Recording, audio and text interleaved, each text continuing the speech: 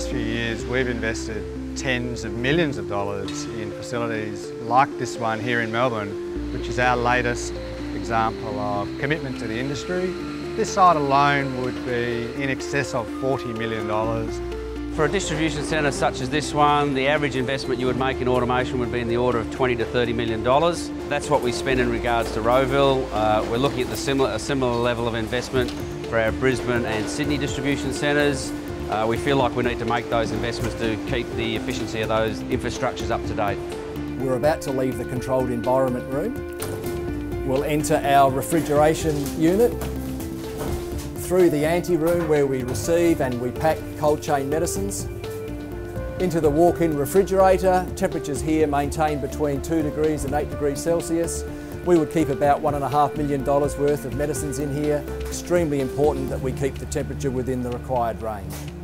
The technology here includes automated picking for fast-moving products, automated picking for slower-moving products, sophisticated mini-load and crane systems for storage and retrieval of products.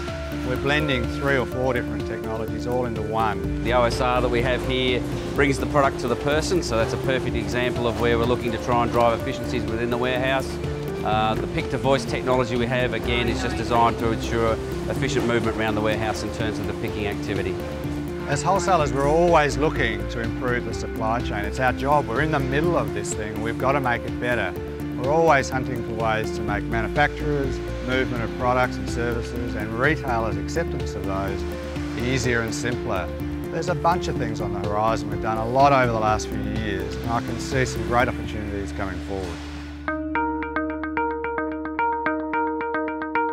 I think the major threat would be to ensure the security of the supply chain. Overseas experience has shown that counterfeit medicines have entered the supply chain.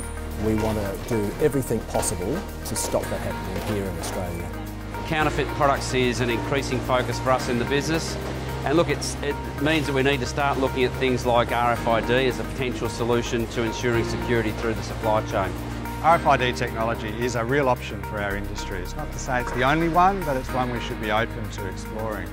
RFID technology allows, potentially, the very rapid movement and safe movement of products through the entire chain.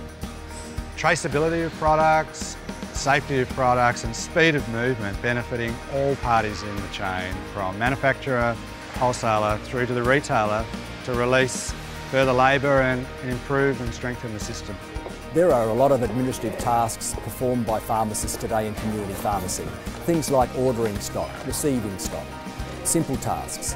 Technologies like RFID can reduce those tasks, make the processes way more efficient, release the pharmacist to spend more time with his or her patients and thus producing better healthcare outcomes.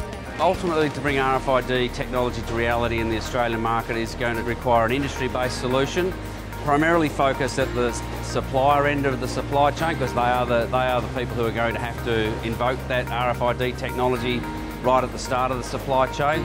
So the best solution would seem an industry-based one where all players agree to a standard around RFID and then agree the practical measures that need to be put in place to deliver that into the overall network. I think bringing all this together is our next challenge. We can't do it on our own as wholesalers in the sector.